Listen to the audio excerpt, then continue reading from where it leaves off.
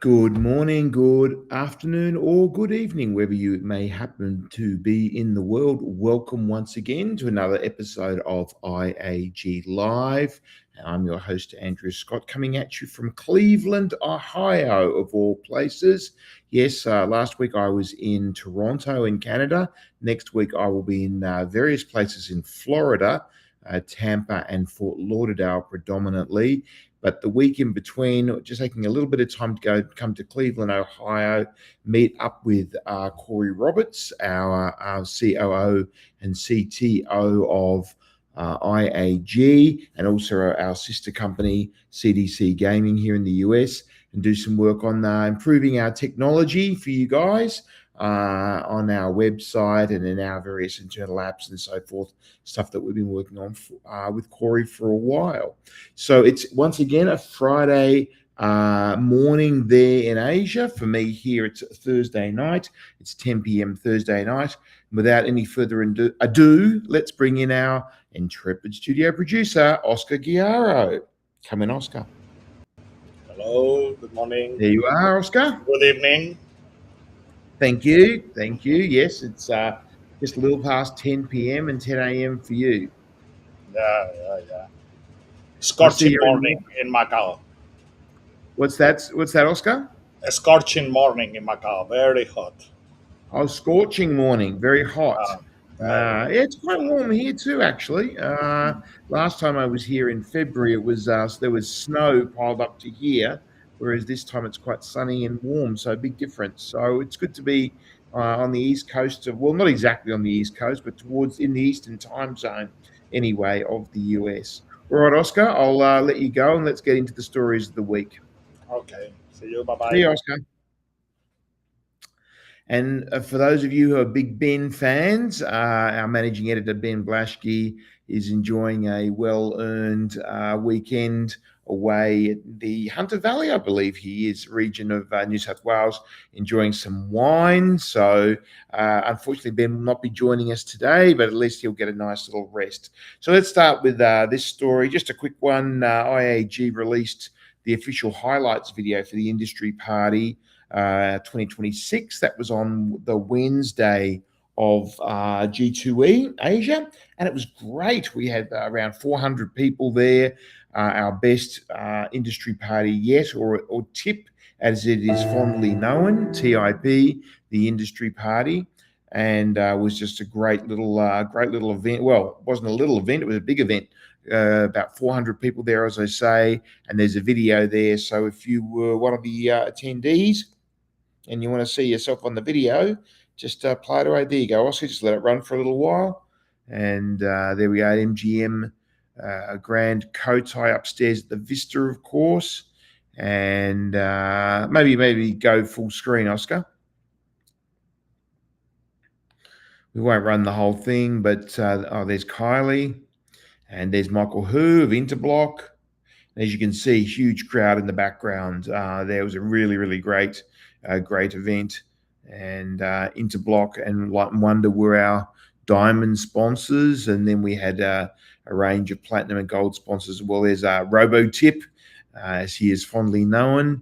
There's Jamie Dorbian from Light and Wonder, and so on and so on. So we won't let it run through, just call it quits there, Oscar. But if you want to go check out the video, please do. Perhaps just scroll down, Oscar, to the sponsors. We had no less than 24 sponsors there.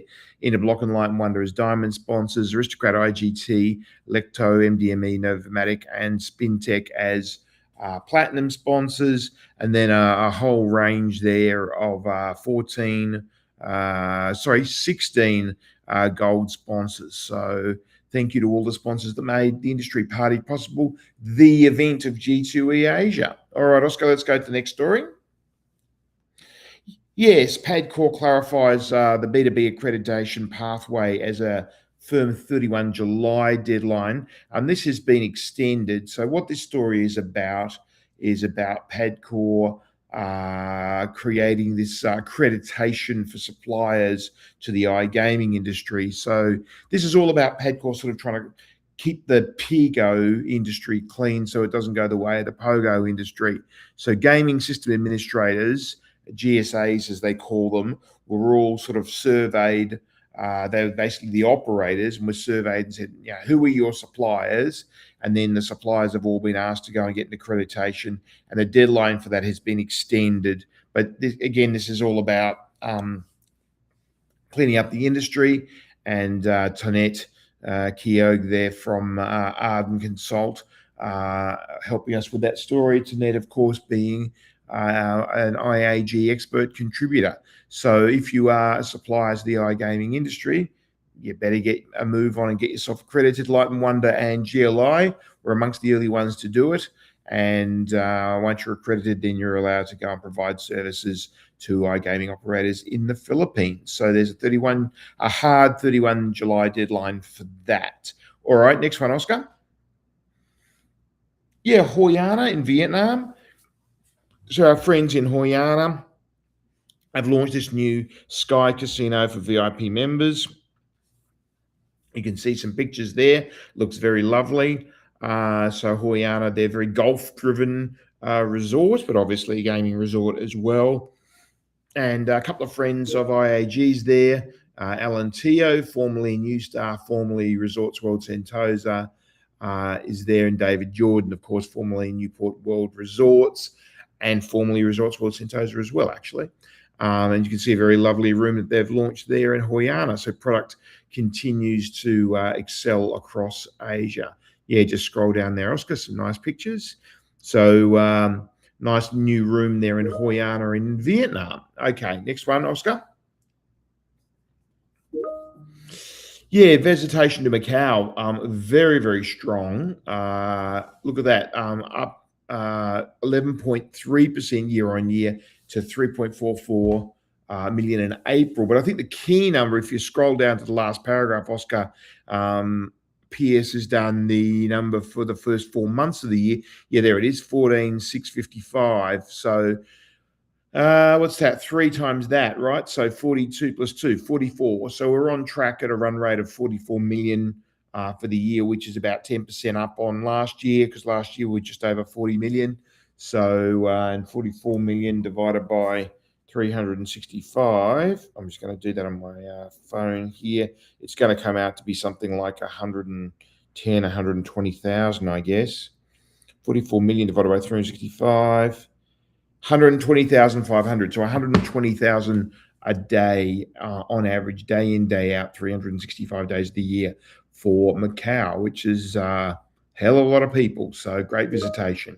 And noting also that we just had the Buddha birthday weekend, and the visitation for those 3 days was 403,000. So what's that? 134,000 average. So actually, it's only not that much up on the average, to be honest. 134 on 121 is what's going to be about 110%, 111%. So 11% higher than average off a very high base for the recent long weekend for the Buddha's birthday holiday. All right, Oscar, next one.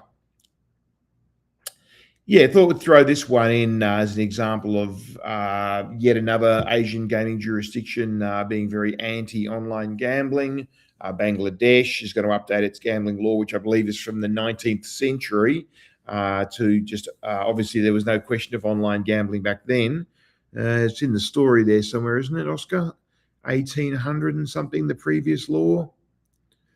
I can't see it there, but there it is, 1867.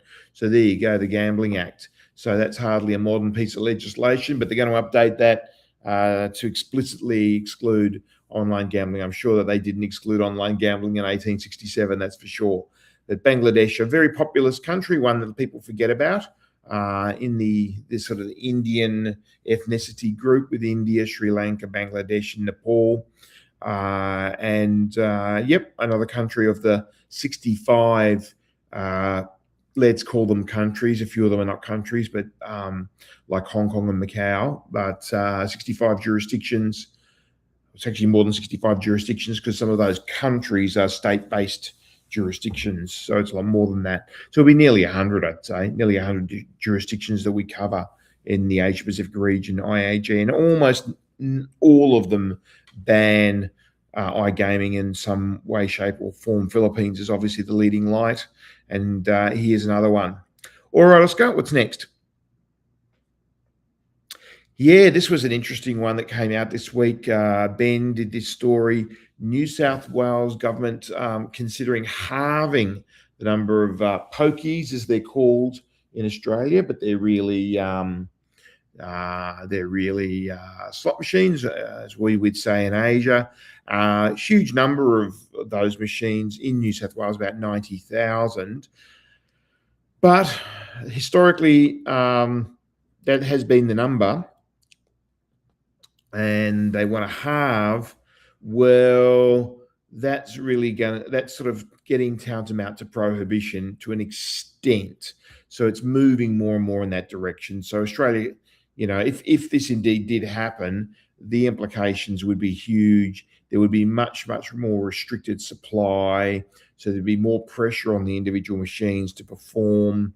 And people would be looking for alternatives, underground alternatives. They're already doing that in Australia because of how difficult Australia's made it to gamble. And if they're going to make it even more difficult, it would just lead to more sort of underground gambling. But this is as far. Now, this is just a proposal of the Labor parties. It's not definitely going to happen, but interesting to see such a big reduction being contemplated by one of Australia's major candidate parties for power in New South Wales. So let's see if this really does move towards fruition or not. Okay, Oscar, what's next? Yeah, there's been a lot of talk about the difficulties in the Philippines recently. Of course, the Philippines had some very, very good years. I see this pattern all the time in this industry. You have 1 or 2 good years, the numbers go up, then the numbers go down a little bit because obviously things ebb and flow, and everybody says, woe is me, it's the end of the world, the numbers are down, whereas they still might be up on what they were a few years ago. So that happens a lot. And that sort of happened a little bit in the Philippines. But we are off peak quite a bit in the Philippines, but it's good to see China tourism returning to the Philippines. So part of it might have been the way that they were recording. They're recorded now based on residence rather than citizenship, but the China numbers are up. Perhaps, Oscar, you can find in there the inbound tourism risen 9%, but China was way up and South Korea was down, which has been a pattern we've been seeing in the Philippines. There we go, China up to fourth spot, and South Korea down year on year, which has been very noticeable in Clark. Fewer players. So mixed news for the Philippines. I think you'll take it because obviously China tends to be more stronger play, more VIP play from China. So I think you would, if that was offered to you, China up, South Korea down, you'd probably take it. All right, next one, Oscar. Yeah, Sri Lanka. I mentioned before about the four sort of Indian ethnicity countries, and Sri Lanka, obviously one of them that does have a fairly robust gaming industry. City of Dreams, Sri Lanka. There, I went earlier in the year, and Colombo, the capital of Sri Lanka, has 5 casinos: Majestic Pride, Bellagio, Bally's, and Marina, in addition to the integrated resort City of Dreams, Sri Lanka. There at Cinnamon Life. So there's an active industry there, and it's very heavily reliant on Indian play. So it's very easy for Indians to fly to Sri Lanka for the weekend or for a short stay. Particularly from southern India, it can be as little as an hour to fly into Colombo. And now by reducing the visa requirements, the ETAs, as they call them, ETA is the equivalent of an ESTA in the US. And I see there now 40 countries in question can get a free ETA. So very, very easy now to travel to Sri Lanka. I've done it myself. You just apply for it online. You get it instantly. It costs nothing if you want from one of those countries. So that will help the tourism industry in Sri Lanka. And that is a jurisdiction that has a decent sort of land-based gaming industry. There's a nice picture of Colombo. That green tower right in the middle is at the very bottom of that is Majestic Pride, actually. And yeah, a nice picture there of Colombo and that tower, sort of iconic tower there in the middle of Colombo. All right, Oscar, what's next? Yeah, I thought this was interesting. Another PAGCOR story, and there we see a great friend of IAG, Dan Cecilio, 5th from the left, and then 5th from the right. Of course, Vina Oka, Dan and Vina, they're standing in there for the chairman, CEO and chairman, of course, Alejandro H. Tenco, who we've spoken about a lot on IAG. Gave a speech there, but he was unable to be there in person. So I think Dan spoke for him.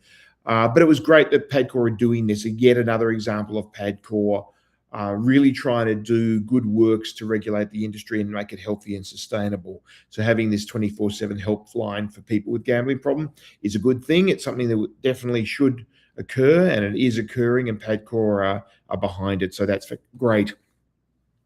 And they partnered with an organisation, Seagull's Flock organisation, their SFO, who are helping. So shout out to them for doing this very important thing. As I've mentioned before, the number of people that have a gambling problem as a percentage of people that play is very small, perhaps 1 or 2%. It varies from country to country. But of course, for that small proportion of people, if they do have a problem, it can be life-threatening and really life-changing. So we need to support, the industry has a responsibility to support such people, and the Philippines doing that, which is fantastic to see. All right, next one, Oscar.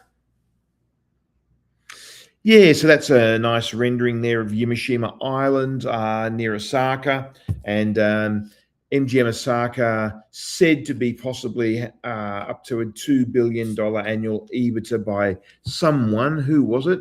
Ben, we wrote the story that somebody or other, one of the analysts, was it? I can't remember who it was. There we go, investment bank. Which investment bank is it? Barry Jones from which bank, though? I can't immediately see it there, and I haven't got Ben to help me out. Oh, Truist, is it? Yes, it is. Yes. So they were saying they've done some sums and come up with $2 billion. Look, that would put it on par with a great property like Marina Bay Sands, which is now 2 billion, or a little more than 2 billion, actually, trying to push towards 3 billion. But as a monopoly for all of Japan, there in the Kansai region, well, yeah, it's possible. It's possible. Location isn't fantastic on Yumashima Island. People have got to get out there. But with that big monopoly, it's the only license issued. There was meant to be 3 licenses issued, of course, but Nagasaki has spectacularly failed, and we ended up not getting an application from Yokohama or Wakayama, or indeed Hokkaido. So we only got the one. So if it is only one, could it be 2 billion? Yeah, it could be. It could be. Remains to be seen. But of course, it's not going to open until at least 2030. 2030 is the operational date. It's starting to feel like it will be 2030. Every time I speak to anyone from MGM, they assure me that no more delays. It really will be 2030. This, of course, was the integrated resort that was going to be open in time for the 2020 Olympics. But that is not MGM's fault. That is the fault of various regulatory and governmental authorities in Japan. But we're getting it there eventually.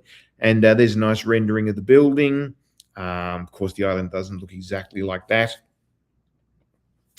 But I think they'll have a good time of it when they first open. I think it'll be fantastic. It'll be a beautiful property. It's going to end up costing them some $10 billion US. The exchange rate has been kind to MGM. If the exchange rate had gone the other way, it could have ended up being 15 billion.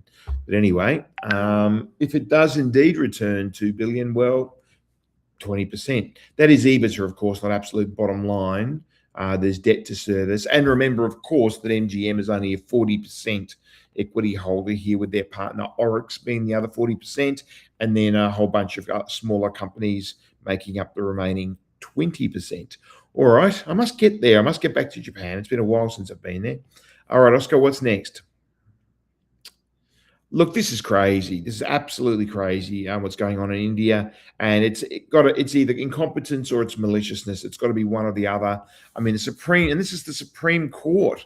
Like, we're right to the top. So it rules schools games as gambling. Okay, well, maybe I can sort of see that. I can see an argument, but enforcing this retrospective 28% GST on the full value of bets placed, rather than on GGR. I mean, it obviously doesn't make sense at all. Anybody with any shred of common sense can understand why that's a problem, because obviously 28% on top of the bets placed.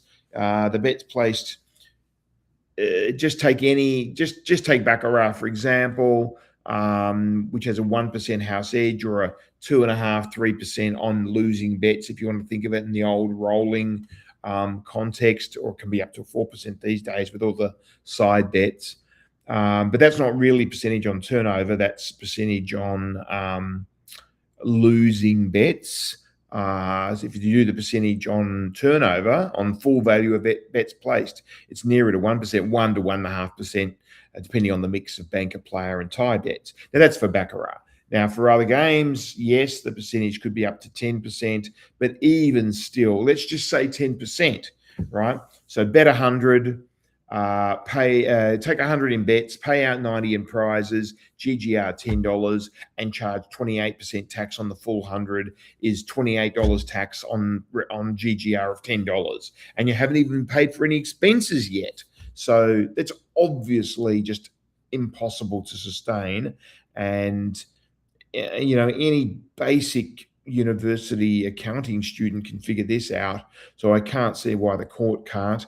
And I noticed in there, Oscar, if you scroll down, I believe it was US $14 billion was the tax bill that somebody had conjured up, the total value of the tax bills that are out there. Yep, there it is.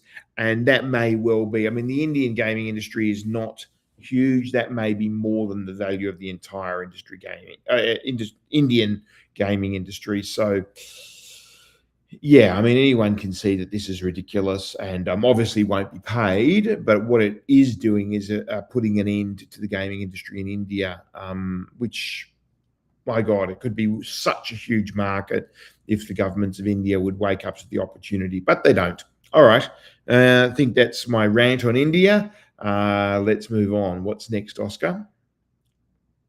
Yeah, good old Las Vegas Sands or Marina Bay Sands. And this story came from there were a lot of versions of this story kicking around in the world's media. Las Vegas Sands chairman and CEO Patrick Dumont spoke at the just scroll down, Oscar, the Morgan Stanley, was it that conference they have, that what do they call it, that where is it, I can't remember the name of the thing they do. They do it from there. It is. Oh, it was Bernstein, 42nd Annual Strategic Decisions Conference. Yes. So this is one of the things that comes up every year that we report on, and there's always good commentary made by somebody very senior at this event. And he was talking about the investment in Marina Bay Sands. They're investing another $8 billion on top of the original $6 billion. And then there was been about maybe $2 billion plus $1 billion, 3, 6, 9, 8, 17. Might end up being 17 billion from scratch to now, or from scratch from the very beginning. So its opening in 2010. Of course, it opened in 2010, all the way through to when they finished the IR 2.0 that they're doing at the moment, the building of the fourth tower. And so, that's $17 billion over what? That's 20 years in various phases. But gee, it's going to be worth it because it's the highest margin casino in the world, and quite regularly returning EBITDA margins of above 50%, which is kind of insane. And I sort of see why, because it's such a beautiful and iconic property, and just all the planets line up for Singapore. So congratulations to Patrick Dumont, Chairman and CEO of Las Vegas Sands, the owner of Marina Bay Sands, on the investment and the work he's doing. They're all in on Singapore, and why wouldn't they be? So, and they're expecting to get continued returns on their money. So that was an interesting one in the last few days. All right, Oscar, what's left? And we might be nearing the end, I think. I think this is the last one because this is from this morning. It occurred today, US time. It's Thursday evening here. So it happened today during the day. Finally, in the gaming industry's worst kept secret, Tillman Fertitta is going to be acquiring Caesars yet again. Another change of ownership for Caesars, another sort of, I don't know, bailout or whatever you want to. It's not a bailout, but I don't know, another change of hands at a huge price. $17.6 billion. Wow, what an enormous company Caesars is. Yes, it is a big name, but gee, they've got a lot of old and tired properties across the US that have been, for the last 20 years, they've been putting off maintenance on. So, Oscar's just highlighted there, $17.6 billion deal, including assumption of $12 billion, let's call it. What's 100 million between friends? 12 billion in outstanding debt. I mean, the debt in Caesars is enormous. So I could see some properties getting sold here. I think some of this might get broken up a little bit. Let's see. Anyway, I'm off to Vegas in a couple of weeks, so I'll talk to some people there about that. This is the big news here. What have you highlighted there, Oscar? Caesars 8, Las Vegas casinos, Harrah's, Paris, Planet Hollywood, Horseshoe, the Link, Flamingo, the first casino on the Strip, and the Cromwell. So 8 casinos in Las Vegas and plenty of regional casinos as well. And probably their biggest asset in some ways is the Total Rewards program and their player list they have. But, they do have this not great industry reputation, Caesars. It'll be interesting to see what a smart guy like Tillman Fertitta does with it. I mean, he's a larger shareholder in Wynn as well. So he's all in on the gaming industry, and he's got the Landry's entertainment business as well. So that's the big news over here, and it's big enough to make it to Asia too. All right, I think that's the last story, Oscar, is it? Yes, it is. All right. Well, I went through those pretty quickly. I didn't have my usual wingman Ben with me. We're half an hour in, so that's okay. Thursday night here, as I say, I'll be here most of next week. I'm heading off, I believe it is on the 6th. So that is Saturday. Yep. So Saturday my time, that's Sunday Asia time, I'll be heading down to Florida. So a week from now. I'll be heading down to Florida, going to visit the Hard Rock property in Tampa, which is an incredibly profitable property. You don't hear too much about that because they don't have to report because they're part of the Seminole group and they're privately held. And then I'll be heading to Fort Lauderdale for SBC Americas. So 2 SBC conferences in quick succession, Canada last week and Americas the week after this coming week. So that's on July 9, 10, and 11 in Fort Lauderdale. So we're going to that and then heading to Vegas via Houston for a quick World Cup game. And then Vegas, I'll be in Vegas from June 15 to 24. So if there's anybody watching this in Las Vegas that wants to catch up, please reach out to me. And I'll be there for 9 days. And then I will be going to another World Cup game, an Australia World Cup game on the 24th or 5th, I think it is, 25th maybe, in San Jose, and then quickly onto a plane to fly back to Manila to be in Manila for a week, that first week of July, and then back to Macau. I think it's on that weekend, just in time for the MAD event on Tuesday, July the 7th, I believe it is. I'm pretty sure it's the 7th. So yeah, they're the movements. We have Ben back next week. So next week I'll still be here. It'll be my last day here. And then the week after that will be from Florida and for IAG Live. All right. Well, that's it from me. Bit of a solo effort this week. Hope you have a great weekend. Everybody in Asia, everybody in Macau, everybody in the Philippines, Singapore, Australia, Sydney and Melbourne, and elsewhere across the Asia-Pacific region. Have a great weekend and keep reading Breakfast Briefing in your inboxes at 8 a.m., of course, every morning. And, of course, iagexpo.com. It's not as far away as you think. September 14 to 17, that's our next big event. So although we do have a MAD in July in, as I mentioned before, in Macau, but after that it's going to be the IAG Expo is going to be the big event, so look forward to that and go and check out iagexpo.com. Have a great weekend. Bye for me. See you next week. Ciao.